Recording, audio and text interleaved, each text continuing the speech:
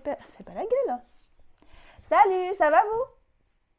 Moi ça va, à part qu'il fait un peu tout gris, tout moche dehors et puis que j'ai besoin d'aller chez le coiffeur. Et mes 2 copines encore plus que moi. Mais heureusement, en attendant notre rendez-vous, on a trouvé une petite astuce, on s'est fait des petits bandeaux articulés. Voilà, je m'en suis fait un, je leur en ai fait pour pas de jalouse. Et puis, bah, si vous voulez qu'on en fasse ensemble, je vais vous montrer comment.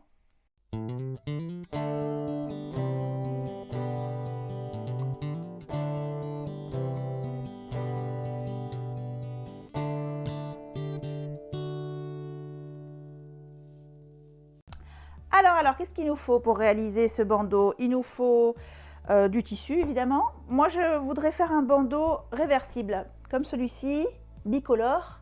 Donc, du coup, j'ai pris un tissu uni, moutarde, parce que bah, cet hiver, c'est le moutarde. Hein. Et puis, un tissu à carreaux. Ça, c'est une chute d'un pantalon que j'ai fait il y a quelques temps. Voilà. Donc, on va utiliser ceci. Et puis, il va nous falloir le côté articulé, un morceau de fil de fer souple. L'idéal, c'est du fil de fer pour attacher les plants de tomates ou les plants fragiles en général, les plantes grimpantes. On peut le faire avec du fil électrique, mais c'est un peu raide et donc du coup, ce sera moins confortable sur la tête. Donc moi, je pris un morceau de fil de fer, voilà. Pour une taille adulte, il faut du 90 cm environ. Mais je mettrai toutes les infos sur les dimensions en barre de description là en dessous. Voilà. Donc, ceci. Et puis, il va nous falloir en matériel une règle pour tracer. Il va nous falloir un stylo ou une craie. D'ailleurs, je vais utiliser les deux. La craie pour le tissu foncé, le stylo pour le tissu clair. Il va nous falloir des épingles pour épingler. Et puis, des ciseaux ou, dans mon cas, un cutter parce que j'ai la chance d'avoir une énorme table de coupe. Donc ça va hyper vite avec ça. Voilà, on s'y met. On découpe. Alors, on commence par cette partie qui va être unie dans mon tissu jaune. Je recherche sur mon tissu ce que l'on appelle le droit fil. Pour cela, je cherche le bord du tissu, le bord qui était celui fait par la machine en fait. Voilà, et là c'est la partie qui a été coupée au magasin. Donc je m'aligne sur ce bord qui s'appelle le droit fil et je vais commencer par, à la perpendiculaire de ce bord, me tracer une longueur de 87 cm.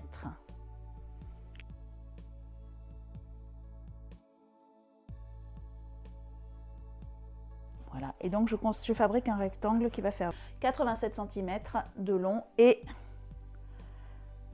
12 cm de haut. Bon, de toute façon, je vous remets les dimensions en barre d'infos. Et puis, je mettrai aussi des dimensions pour un bandeau enfant. Ça, c'est une taille qui conviendra bien à un adulte. Pour un enfant, on va faire un peu plus petit. Voilà mon premier rectangle. Je vais le découper direct, comme ça, c'est fait. Et j'aurai plus besoin du tissu jaune.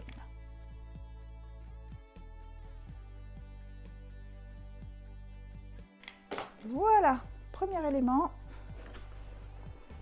Maintenant au tissu à carreaux. Je repère mon droit fil ici et je vais tracer la même chose. Comme j'ai un tissu à carreaux, je vais vraiment m'appuyer sur le dessin. Voilà, et cette fois-ci, je vais utiliser la craie qui se verra mieux. Une petite roulette. Voilà.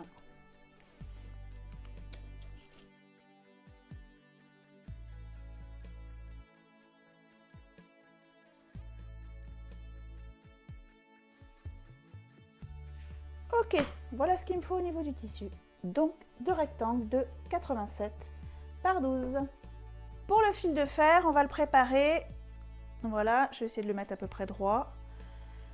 On va s'occuper de replier ici pour avoir quelque chose qui va bien rentrer, bien pénétrer et surtout qui ne va pas percer le tissu.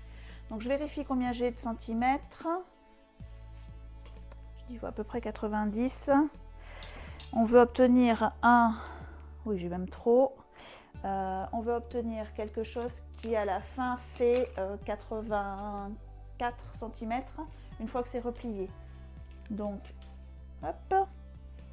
Donc je vais me mettre sur 90, voilà. Hop. Je vais replier d'à peu près 2,5 cm d'un côté. Voilà, j'ai une petite pince là qui va m'aider à bien replier ça. Voilà. Et pour éviter que ça perce le tissu, je vais utiliser du washi tape. Si je trouve comment on l'ouvre, voilà. Et je vais scotcher ici, solidariser les deux morceaux. Voilà, ça protège le tissu. Voilà, donc là je vais vraiment prendre ma mesure cette fois-ci en tirant un peu pour avoir vraiment quelque chose de... Hop, hop, hop, hop, hop, hop. J'ai dit que je voulais du 84, 83, 84 à la fin, donc je vois que je vais replier ici.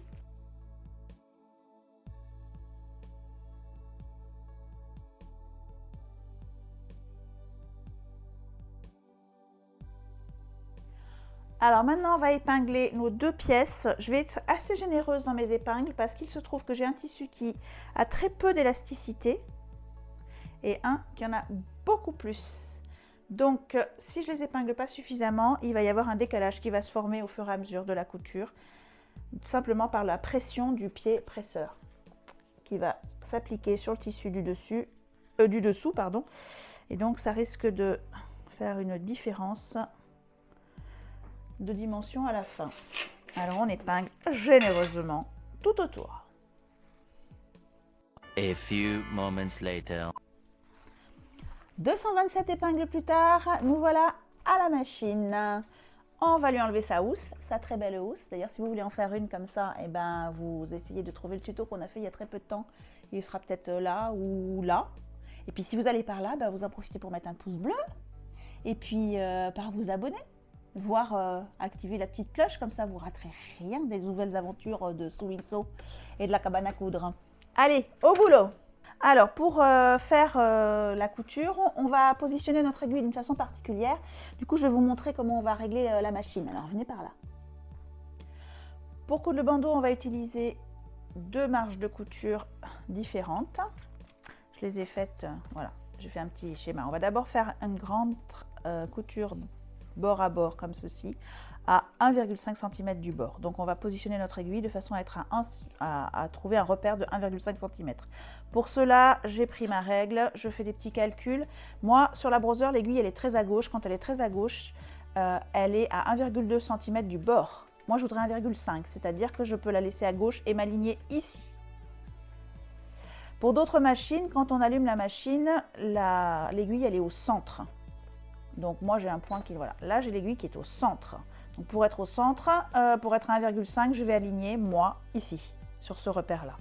Donc il faut s'amuser sur sa machine à trouver le repère pour savoir à quel moment on est à une marge de couture de 1,5 cm. Après pour pouvoir guider son tissu, on peut soit utiliser ce petit aimant qu'on va positionner exactement au bon endroit et qui donc nous servira de guide, soit si on n'a pas de ce genre de choses, on peut prendre un peu de washi tape et comme je l'ai fait là, le scotcher de façon à avoir le repère qui va bien. Comme ça, on n'est pas inquiet quand on fait sa couture. Donc, on va avoir une première couture qui va être à 1,5 cm. Et puis ensuite, on en aura une deuxième qui sera à 0,75 cm. Je vous montrerai comment on l'obtient. Donc, c'est parti pour la première. On est à 1,5 cm et on va faire un point d'arrêt et on va aller d'une grande longueur, enfin tout le long de la grande longueur. Hop, c'est parti. Hop. Point d'arrêt et allez, c'est parti.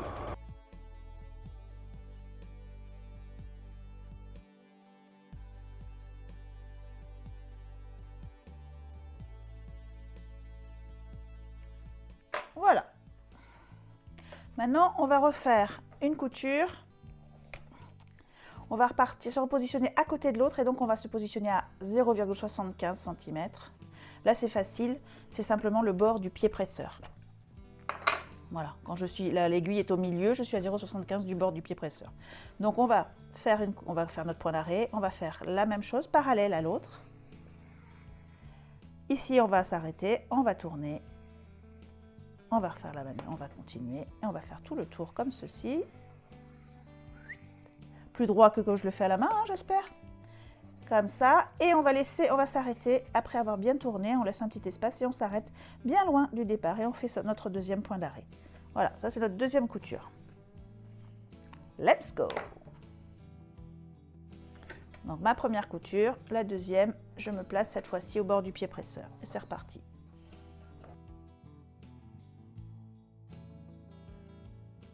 Je prends le temps de rappeler que c'est la machine qui entraîne le tissu, c'est pas moi qui le tire derrière. Moi, je le guide juste. Alors, je m'approche du bord. Je veux rester à 0,75 à peu près. Je vais garder mon aiguille plantée. Je vais lever le pied presseur et je vais tourner. Et je vérifie. Ah, je ne suis pas allée tout à fait assez loin. Bon, ça passerait, hein, mais bon. Pour le fun, je sais qu'il faut que j'avance juste de un petit coup. Hop. Et voilà, là je suis parfaitement alignée. C'est reparti. Certaines machines, quand on lâche la pédale, l'aiguille elle reste en haut. Donc avant de soulever le pied pour le tourner, pensez à manuellement remettre l'aiguille bien enfoncée dans le tissu.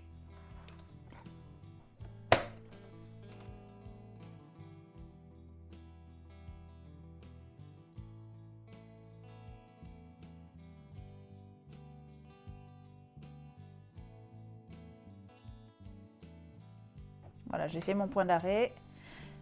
Je relève mon aiguille et la deuxième étape couture est faite.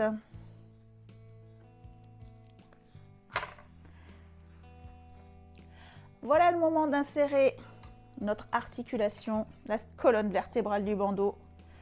Voilà, on le fait glisser dans ce petit espace qu'on a créé avec notre double couture sur le côté.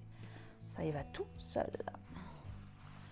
Enfin presque, il suffit de dire que ça y va tout seul pour que ça marche plus. Voilà, j'y suis. Hop. Donc je suis allée bien jusqu'au bout. Voilà. Hop, hop, hop, hop, hop. Je l'aide un peu là parce que c'est un peu plus épais. Il veut pas, hein? Pourquoi il veut pas? Ah bah parce que je l'ai mal scotché, bah voilà. Faites ce que je dis, faites pas ce que je fais. Scotchez mieux votre... C'était juste pour vous montrer pourquoi il faut scotcher. Ça devrait marcher cette fois.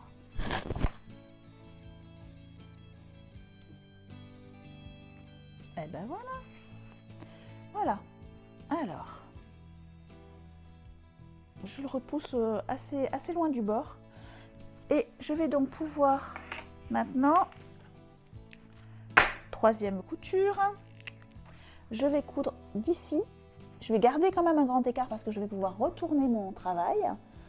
Et je vais donc coudre ici avec un point d'arrêt et revenir ici fermer l'espace où j'ai inséré le fil de fer. À la machine. Donc, je laisse un espace ici. Je me positionne. Je fais attention à ce que le fil de fer soit loin de mon travail. J'ai pas envie de casser l'aiguille et je fais mon point d'arrêt et je vais jusqu'au bout et je refais un point d'arrêt.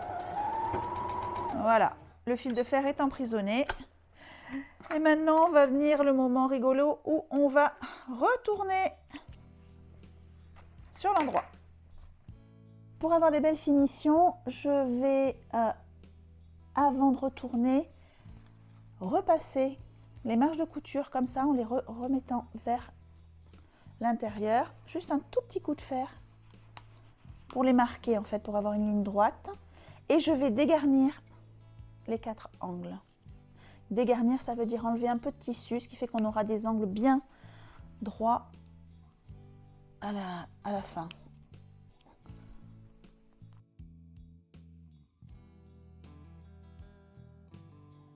Allez, on retourne.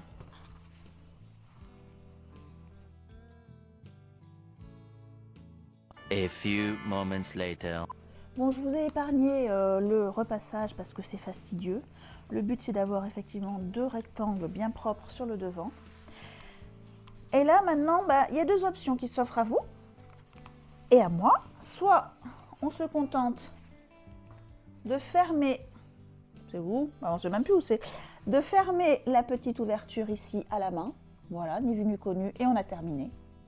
Soit on a envie d'aller un petit peu plus loin, d'avoir quelque chose qui va rester bien plat dans le temps et qu'on n'aura pas besoin de repasser toutes les 5 minutes non plus. On va faire une surpiqûre tout le tour. Et pour ça, parce qu'il y a cette partie métallique là à l'intérieur et que j'ai pas du tout envie de péter mon aiguille ni d'abîmer ma machine, et ben, je me suis rendu compte qu'en utilisant le pied presseur, pardon, pas le pied presseur, le pied à fermeture éclair, et ben, on arrivait à faire une jolie surpiqûre tout le tour, tout en protégeant et en écartant le fil de fer. Donc, ben, on va essayer de faire ça tous ensemble. Allons-y. Du coup, pour ceux qui ont envie de faire la surpiqûre, je vais donner deux astuces. La première, ça va être donc effectivement d'utiliser le pied presseur spécial fermeture éclair, parce qu'il a un petit creux ici qui va nous permettre d'écarter le fer à repasser de l'aiguille, et donc, pas le fer à repasser, mais le fil de fer de l'aiguille, et de protéger ainsi la machine. Et puis, donc je le positionne sur la gauche. Et puis je vais faire une autre petite astuce, c'est que comme mon turban est bicolore, je vais changer la couleur de la canette, parce que je vais faire en sorte qu'il y ait une couleur qui soit plus proche de ma doublure. Du coup, le fil de canette, je le mets de la couleur de la doublure. Hop. Et je garde mon fil marron qui est assorti à peu près avec le dessus du bandeau. Voilà. Donc, fil jaune en bas, fil marron en haut. Voilà. Donc, je vais me positionner. Voilà. Je sens sous mon doigt mon fil de fer. Et je sais qu'il ne sera pas dans l'aiguille il va être empêché d'aller dessous grâce à... Voilà. Et là, je vais pouvoir surpiquer au bord tout le tour. En allant doucement quand même, hein, parce que je veux être sûre que je ne vais pas casser quoi que ce soit. C'est pas le plus... C'est parti.